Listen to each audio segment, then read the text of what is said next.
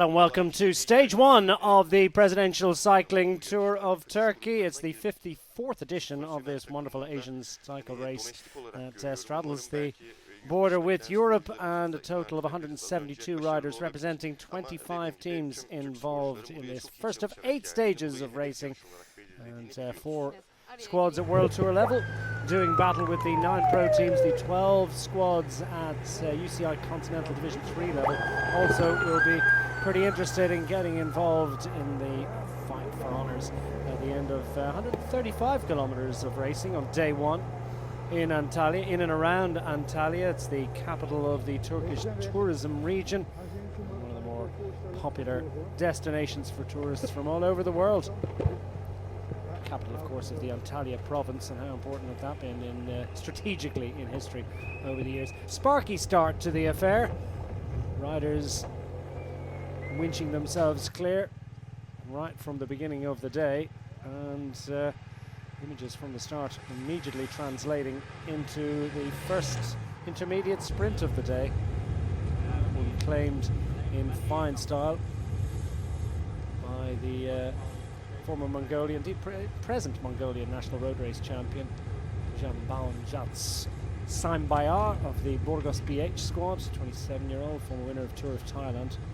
Tapping along at the back here at bonus seconds gained, and on the front of the main peloton, team dsm-firmenich NL squad, post NL squad, keen to, I think, try and set the tempo, set the agenda, and try and ensure that a relatively large breakaway group, which always can be something of a concern for the main peloton, is not going to gain too much time.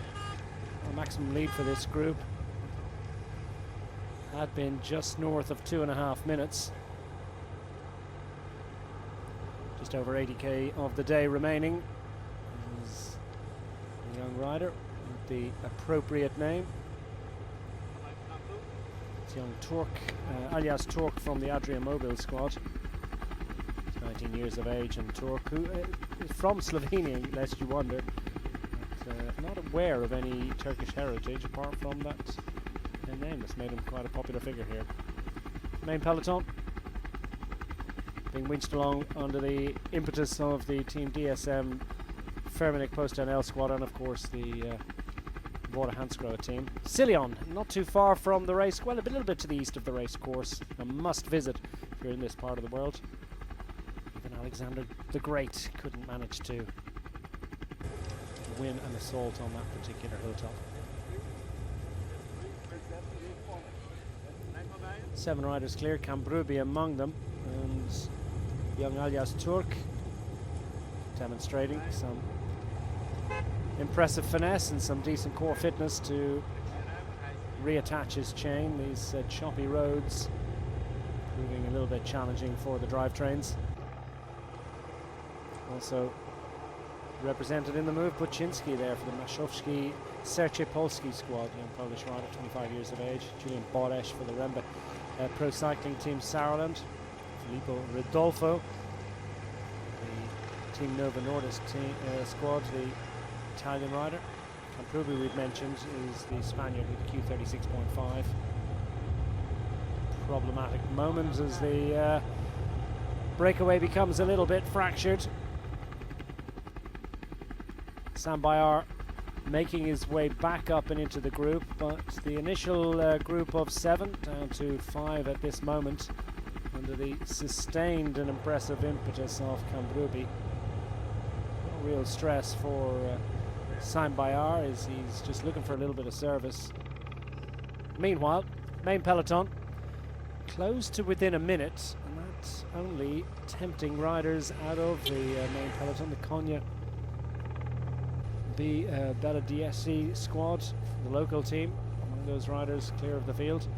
Rodolfo still rotating nicely, and smooth progress for this group.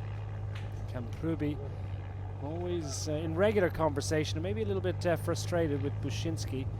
Not sure whether Buczynski was in a bit of trouble here, but just calling for the team car. Ruby just wondering, oh, there you go, that's all you need to know. It's only flat at the bottom, that's where it needs to be. at its best level of inflation. So rear wheel puncture for Pachinski.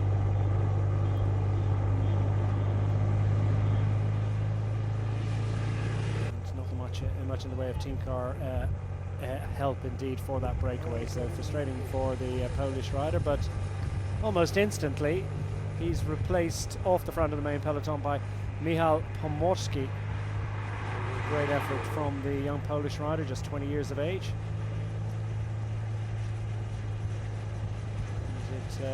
He's got a little bit of assistance from other riders from Sportauto Cycling Club. Mehmet Kanat, representing that famous sporting multi-sports organisation in Turkey. The minarets prominent in the background as the riders make their way up and around the various urban centres. We've got a long loop, sort of an anti-clockwise loop of 135 kilometre stage, relatively short stage. Kanat, he's jumped by Pomorski. Pomorski's not hanging around here, trying to make their way across a 31-second gap to make it into the break of the day. The main peloton just over a minute back, and Kanat ambushed by that effort. And a little bit of a barrage set up by the UCI Commissar there means that he's got a clear road between himself and the breakaway group to finish this one off. Huge investment here from Pomorski. Massive watts. You can only do this for so long, but he's going to make it in. Solidly done. And the breakaway group swells in size, back up to 6. We'll wave bye-bye for Kanat. His hopes and dreams of getting on. Well, it's showing at 11 seconds, but I think it's just a teeny bit more than that. He's got to persevere. But just in case he doesn't get in, he's going to say hi to friends and family at home.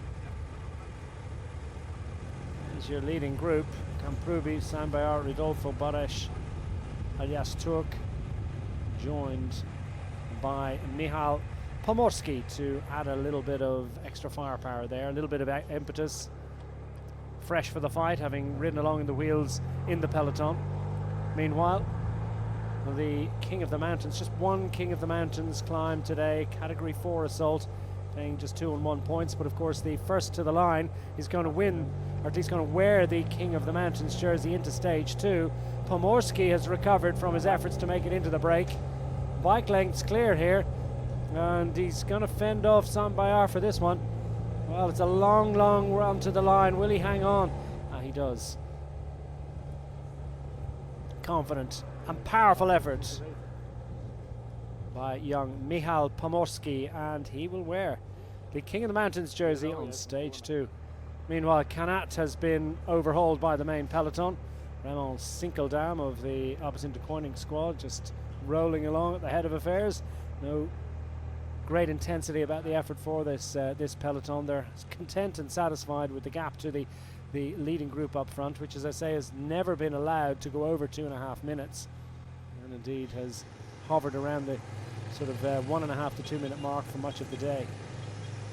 Back of the peloton.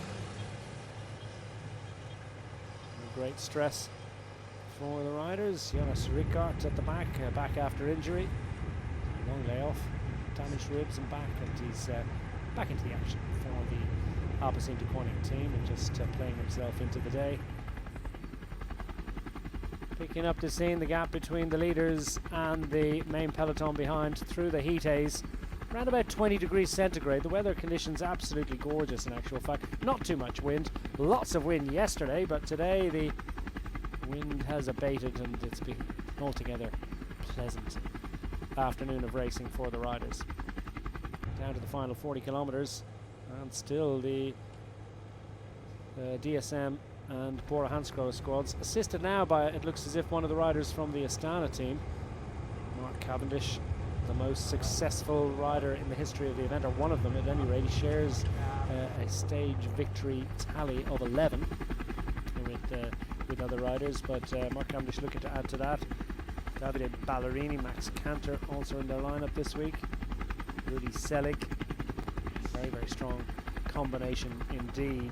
And will it be for Cavendish or will it be Max Canter in the sprint to the line?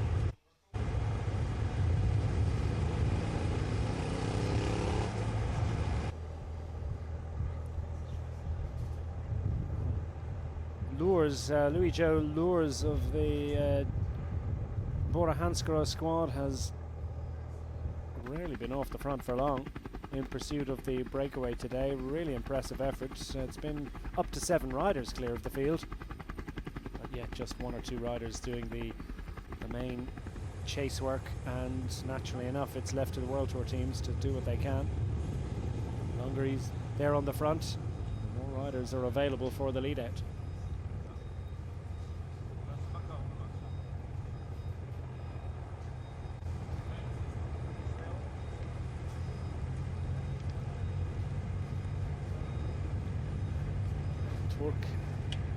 Pursued by number 42 Camprubi, Marcel Camprubi of Spain, and Q36.5 the back. Pomorski visiting the breakaway group. Final order of business for the breakaways to try and stay clear for the Treasures of Turkey individual sprint, and unfortunately that intermediate sprint competition, which also carries with it a visit to the podium and a jersey to wear for the next day, looks as if they could well be closed down. A little bit of anxiousness and anxiety amongst the group up front, as Simon Dehairs looks to be last man standing. He'd really like to hang on for that Treasures of Turkey sprint as well. Pomorski looks equal to the challenge of getting involved, as indeed does Boresh. Julian Boresh, the German rider with the Rembe Pro Cycling Team Sauerland squad, just latches on as well. So Mongolia, Poland and Germany represented in the remains of the breakaway, but they're hounded down within sight of that Treasures of Turkey sprint, frustratingly enough for them. And I think it's probably because that Treasures of Turkey sprint was coming that we're seeing the likes of the Bekoj Belediyeshi squad, those yellow jerseys, local squad, local indeed to the region as well, so big opportunity for them. They want to try and take this Treasures of Turkey jersey, intermediate jersey, and other squads that are showing close to the head of affairs. You've got Rembe Pro Cycling Team Sauerland, Bike Aid leading it out here. Who's going to get that one? Well, it looked to me as if the Bike Aid team had their rider in prime position. A bit like Vincent Dorn, the German rider. Just about pinching that one. So Bora Hansgrohe and DSM own it at the front of the peloton, inside 15 kilometers remaining. It's coming down to a big sprint. I wonder how many of the riders will make a trip to the extraordinary canyon that is Guver Cliff.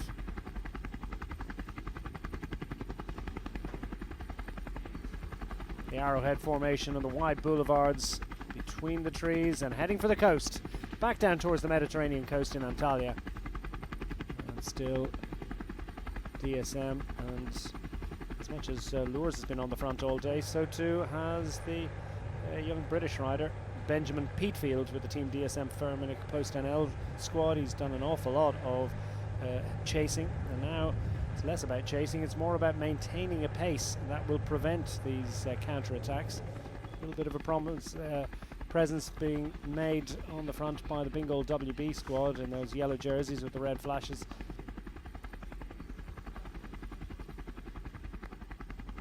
Bingoal WB of Sasha Weemaes, very accomplished and developing sprinter. To watch out for them. First to the roundabouts that will make their presence felt and be a little bit more prominent in the urban structure closer to the finish line are the World Tour squads. Bora Hansgrohe, DSM, Astana. One of our eyes in the sky. We've got a couple of choppers up there and fixed-wing aircraft above that. Logistics of putting this immense and extraordinary event together. Really a sight to behold. A lot of new technology as well in development to assist the UCI in their analysis of the race finishes. We've got 360 cameras and all sorts of impressive technology, and there's the acquisition of data as well from out on the course in terms of finish line information also has ramped up to a sort of a, well, by all accounts, world level. Indeed, testing out new technology here this week. Riders down the back a little less interested, I think, in what's going to be happening in the remaining kilometres of this race. Still Lures and indeed Petefield doing a really solid job to control the tempo in the peloton. As the other squads, we've got the Tartaletto Isorex team in yellow close to the front there, and they've got Timothy Dupont. For the Bora Hansgrohe squad, well, we'll watch out to see what Sam Welsford can do. Number 3, we'll see, maybe we can pick him out on his back, the Bora in green. There he is, the Aussie sprinter. Took a great stage victory in this race a couple of years ago. He'd like to add to that total. And other teams, Polti Cometa starting to move up, Giovanni Lonardi in flying form. TTT Unibet on the left-hand side of those blue and sort of pinky red jerseys.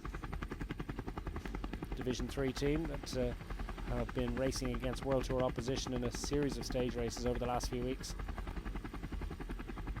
Not cowed by the quality of the opposition. The Astana team in those sky blue colours, always, but pretty much an ever present in presidential cycling Tour of Turkey events in recent years.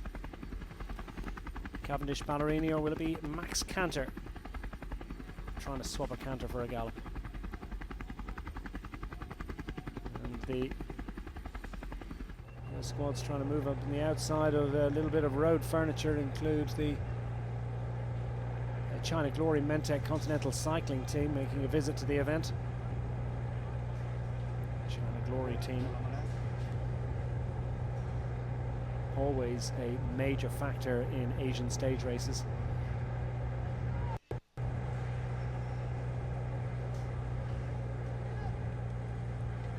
Bora Hansgrohe squad trying to squeeze it a little bit over to the right hand side. DSM still controlling the middle of the road in the presence of the Astana team. TTT Unibet, hard right of your picture, managing to match the World Tour teams for Watts at the moment, but moving up on the left hand side, it's the Bingoal WB team that have considerable investment here for Sasha Weemaes. And they're trying to put the band back together again, just to put all of those jerseys, 3 of them, the lead out squad, just nestling on the tail of the Jowski Serce Polski squad. That's those riders in red that are very prominent just behind the TD2 Unibet blue and pink colours. Down into the closing stages of stage 1 of the Presidential Cycling Tour of Turkey. It's all building up to the big sprint as anticipated. Bora still on the left hand side of your picture, setting a fast tempo. And the other side of the road dominated by the Astana team. Up the middle, well, teams trying to decide and calculate whether it's better to go right or better to go left. Some lead out trains trying to take their cue from what Bora are doing, others thinking more about Astana and DSM. Division of thought. Heading down towards the Mediterranean coast. The turquoise seas off the beach in Antalya look tempting. Not for these guys. They're focusing their considerable energy and physical prowess on the difficulty of getting north of 50 kilometers an hour. Be north of 60 right now, I can tell you. Kilometre a minute stuff as we wind up to the conclusion of what's already been a fast stage, an average speed of north of 45 kilometers an hour.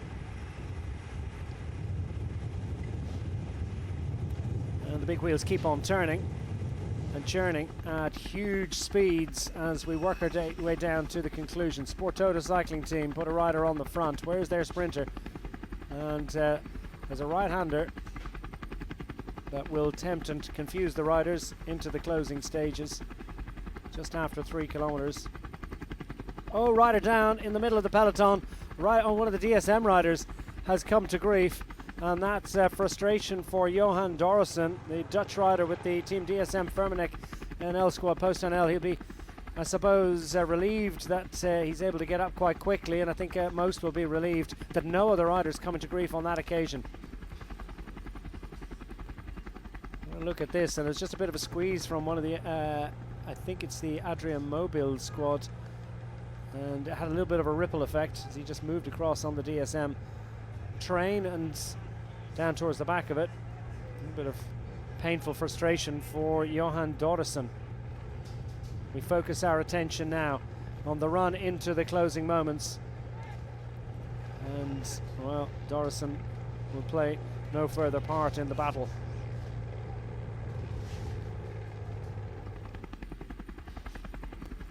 Well, but just after the 2 kilometre mark, we've got a right-hander that is certainly going to make the teams think.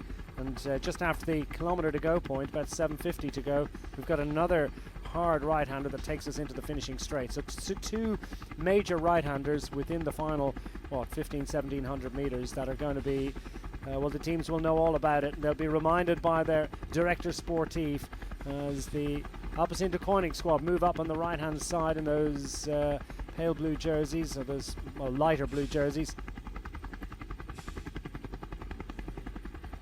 They've got some useful sprint talent. Sinkeldam to lead out. Likes of Plowright. Dehairs also the useful sprinter for them. Down towards the first of those final right-handers through the underpass to come. And a little way to go before we arrive at the key moment, but the peloton is strung out at an intense pace that few could match. Although this is a decent effort here from the Polish squad on the left-hand side, trying to gain command. They've got plenty of riders at the moment. They got the World Tour level Watts to hang on up there. Mashowski Serce Polski squad on the left-hand side. Now a lot of movement over on the right-hand side as we see the Bora Hansgrohe team in blue with those yellow and black helmets. Just trying to move their man, Sam Welsford, number 3, is at the back of their lineup. Just hard against the curb on the right-hand side. The Jakobsen as well has decided to take his cue from what the Alpecin-Deceuninck team are doing at the moment. Polti Kometa too, in those white jerseys with the red shorts, have a very, very impressive sprint talent in the shape of Giovanni Lonardi, who knows this finish as well. Antalya is a very popular destination for UCI racing. They've got the Tour of Antalya as well, of course, as numerous visits to this particular location in years past in the Presidential Cycling Tour of Turkey. The National Tour coming down to a first stage conclusion, and TDT Unibet own it up the middle. Polish team as well in the middle as we see Astana, and everybody wants to switch over. They suddenly see that there's an extra little bit of impetus about the pace of the Kazakh squad. How Mark Cavendish is feeling just at the back of their lineup at the moment. They've 3-4 riders there, and they squeeze it down into the right-hander. And this the right-hander with about 2.5 kilometers remaining. Very tight, very tempting, very challenging. Next major moment comes with about 7:50 to go. Cavendish at the back of the quartet of Astana riders on the front. TDT Unibet running out of riders, and they're going to have to take their cue from what the World Tour squads do. Alpecin-Deceuninck trying to move up onto the shoulder of those riders from the Astana team, coming with a charge and heading for a little bit of a dive bomb down to that right-hander as we're up inside 1,000 meters to go. Caja Rural trying to put their man into position. Oh, and rider down, and it's one of the China cycling riders, China Glory. Oh, no glory for that rider, but fortunately, pretty spectacular step off, acrobatic stuff, and I don't think he's come to any further harm. We'll focus our attention now on the final 700 meters of stage 1 of the Presidential Cycling Tour of Turkey. It's the Alpecin-Deceuninck squad that are in control. Their third rider in line is Jason Plowright, as they're trying the final lead out for the Bora Hansgrohe squad, trying to set something up for their man Sam Welsford, who seems to be a little bit further back in the pocket at the moment. They're all waiting to launch.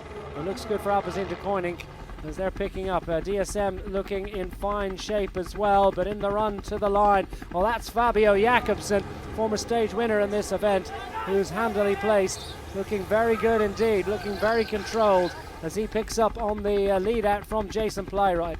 So Jakobsen goes for glory on the left-hand side of the road, and Jakobsen will not be denied here. He's bike lengths clear. Extraordinary stuff from Fabio Jakobsen of the Team dsm-firmenich post-NL squad.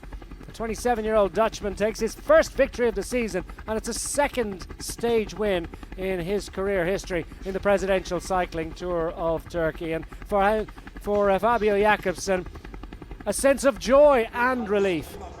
It's been a little while coming, but his first victory for Team DSM, delivered in fine style. Ultimately, after all the fight for the wheels and all the fight for position, a relatively straightforward conversion for the Dutch superstar. Alpecin-Deceuninck owning it into the final 200 metres. Plough right, handily placed, but nose in the wind for a little bit too long. Jakobsen straight off his wheel. Look at that for World Tour power. And Fabio Jakobsen taking the glory on stage win, and with it the overall race lead. He'll also lead the points. Stunning stuff. Sasha Weemaes getting up for a fine second on the line. And look at that, Dehairs of the Alpecin-Deceuninck squad getting up to complete the podium. Let the review begin, and the analysis will be a contented one, I think, for the Team dsm-firmenich squad. Relief for Fabio Jakobsen, joy as well. Great teamwork throughout the day, and they've taken the victory on stage one of the Presidential Cycling Tour of Turkey. Top three on the day, and your top three on overall standings as well, heading into the second stage one, to Fabio Jakobsen ahead of the second of 8 stages.